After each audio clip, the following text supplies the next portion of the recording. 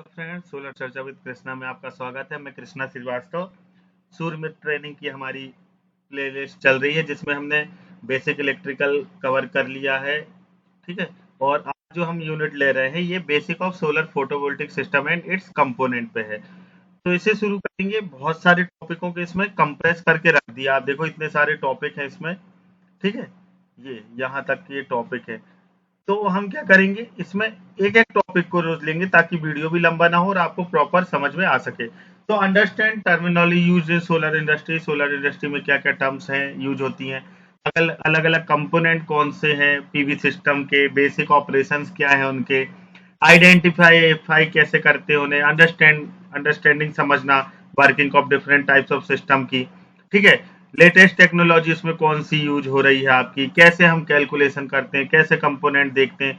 तो बहुत सारे टॉपिक हैं इसमें, लेकिन हम क्या करेंगे, बेसिक से शुरू करेंगे। तो आज हम क्या करेंगे, इसी वाले इसमें सोलर एनर्जी के जो टेक्नोलॉजी है वो कितने प्रकार की होती है और सोलर के कितने प्रोडक्ट मार्केट में अवेलेबल हैं, ये 3 टॉपिक करेंगे।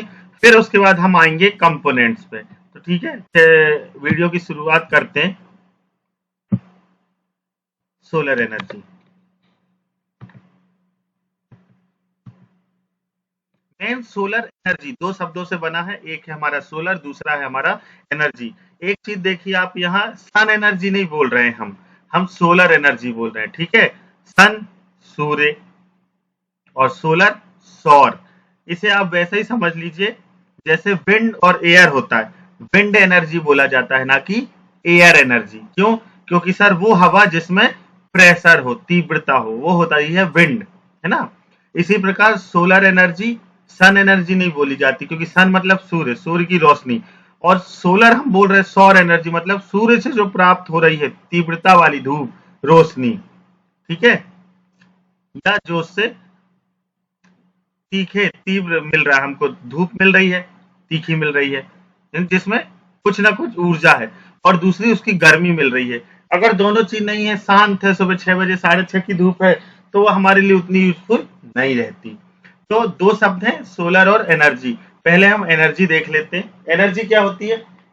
फिजिक्स भौतिकी में कहते हैं the capacity for doing work, कार्य करने की क्षमता को ऊर्जा कहते हैं। ये देखो आप, यहाँ 2 पर्सन बने, इसमें बैटरी लो है तो ये देखो बिल्कुल सुस्त है, इसमें फुल बैटरी है तो ये एक्साइट है ना, उत्तेजित है। हमारा मोबाइल भी, आपके पास मोबाइल है, अगर बैटरी फुल है तो आप प्रॉपर टेंशन फ्री होकर इजीली काम करते हो। बैटरी नहीं है तो हम उसे डरते हैं कि यार ये बंद हो जाएगा, काम नहीं हो पाएगा, हम कॉल कैसे करेंगे, तुरंत हम चार्जर ढूंढते हैं।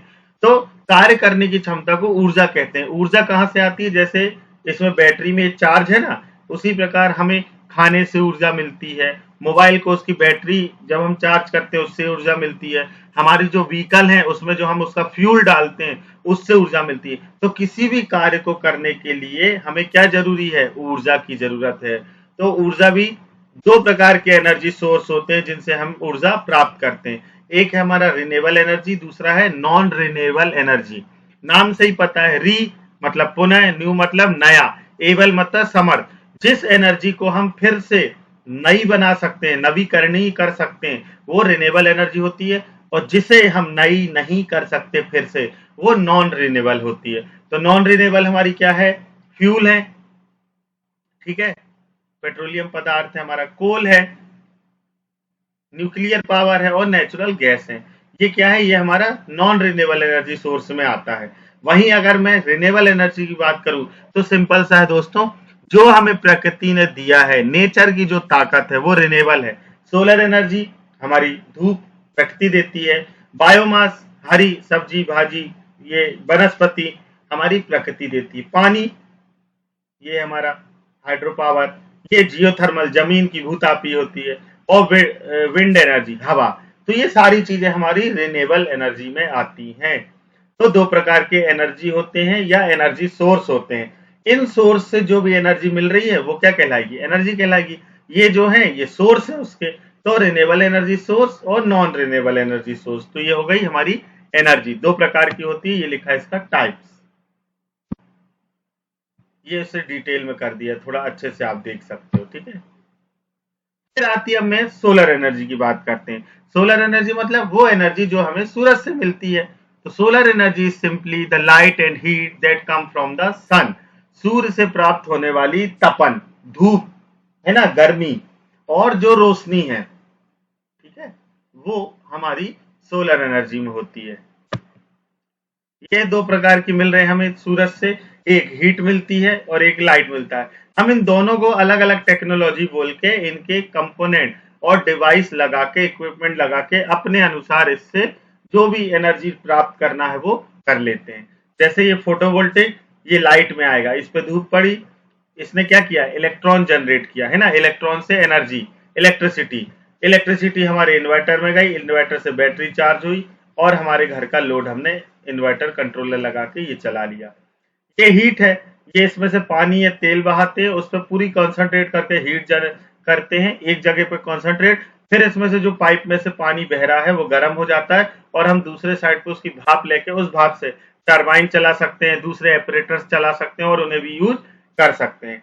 फ्रेस्नेल लेंस होता है ये जो दिया है, डिश टीवी होता है, पैराबोलिक जिसे बोलते हैं, सेंट्रल रिसीवर होता है, ठीक है।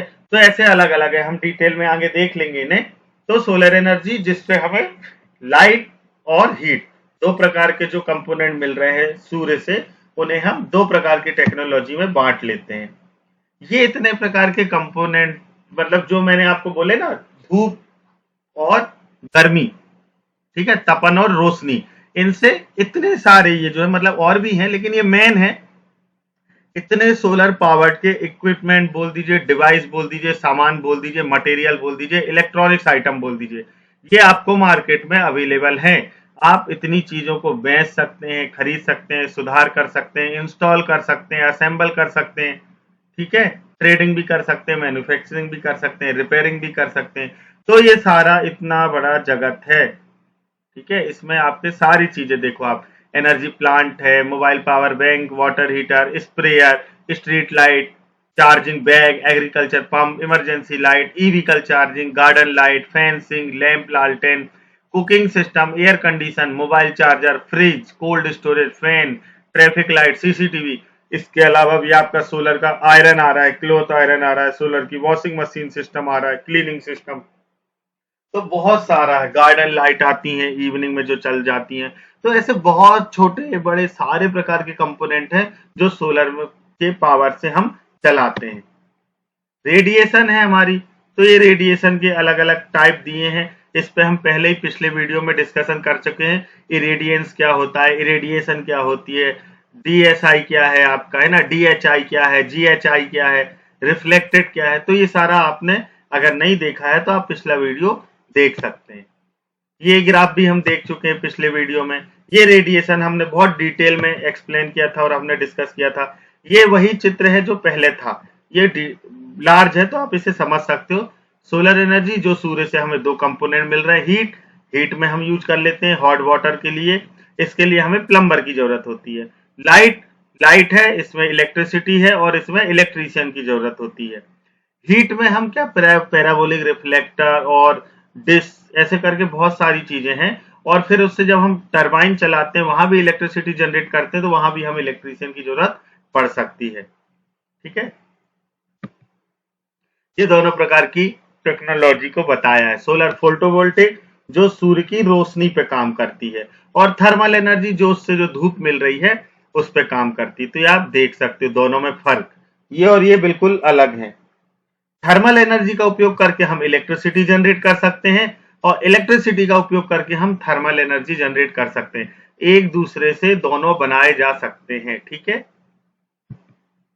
ये कुछ बेसिक टर्म्स है जो आपको पता होना चाहिए। 1 किलोवाट सिस्टम के लिए 80 स्क्वायर फीट की जगह लगती है, या 7 वर्ग मीटर, स्क्वायर मीटर। सोलर हमेशा साउथ फेसिंग में करना चाहिए। भारत देश के लिए बता रहा हूँ, दूसरे देशों के अलग अलग वो हैं, ये हम बाद में बात करेंगे ओरिएंटेशन में। तो हमारे देश के लिए हमेशा साउथ फेसिंग, क्यों? क्योंकि ईस्ट से जब मेरा सूरज निकलेगा दोपहर में, पीक आवर में, वो मेरा साउथ में रहेगा, फिर शाम को जब सनसेट की तरफ ढलने लगेगा तो वो वेस्ट में छुपेगा। तो ईस्ट से लेके वेस्ट तक की पूरी सन जो हमको मिल रहा है, सन आवर, वो हमें साउथ में जब हम पैनल रखेंगे तभी मिलेगा। 1 किलोवाट से डेली 4 से 5 यूनिट एवरेज है ये, ठीक है। गर्मी के दिनों में 6 साढ़े 6 यूनिट तक जाता है, ठंड बरसात में 2 ढाई यूनिट। जब एवरेज लोगे आप 365 दिन का या 12 महीने का, तब आपको जो डेली की यूनिट मिलेगी वो लगभग 4.5 4.5 यूनिट हमको मिल जाती है। 1 किलोवाट सोलर प्लांट से पर मंथ 150 यूनिट या पर ईयर प्रति वर्ष 1300 से 1600 यूनिट जनरेट होती हैं। अगर हम 6 रुपए यूनिट रेट लें तो लगभग 7,500 से 10,000 रुपए की बचत की जा सकती है सालाना 1 किलोवाट सोलर से। तो अगर आपको कैलकुलेट करना है तो आप इजीली कर सकते हैं। ये रेडिएशन भी हम देख चुके हैं लास्ट वीडियो में, ये भी हमने देखा था, ये भी हम डिस्कस कर चुके हैं। ओरिएंटेशन और टिल्ट एंगल जो है, इस पे मैं एक सेपरेट नेक्स्ट जो वीडियो रहेगा उस पर बात करेंगे, क्योंकि ये बहुत डीपली है। डीपली इसलिए बोल रहा हूं क्योंकि इसमें आपको सारी टर्म्स में बताऊंगा, क्योंकि आप इंस्टॉलर बन रहे हैं तो साउथ लगाने में, साउथ ईस्ट लगाने में, साउथ वेस्ट लगाने में, 5 डिग्री टिल्ट एंगल लेने में या 35 डिग्री टिल्ट एंगल लेने में क्या प्रोडक्शन में फर्क आता है, क्यों आता है, कैसे हम मैक्सिमम बेहतर से बेहतर ओरिएंटेशन रख के मैक्सिमम पावर प्रोड्यूस कर सकते हैं। ऐसा नहीं है कि आप कहीं भी सोलर ठोक देंगे, लगा देंगे तो वो आपको हमेशा धूप में अगर पैनल है तो ज्यादा बिजली बनाएगा। जी बिल्कुल नहीं।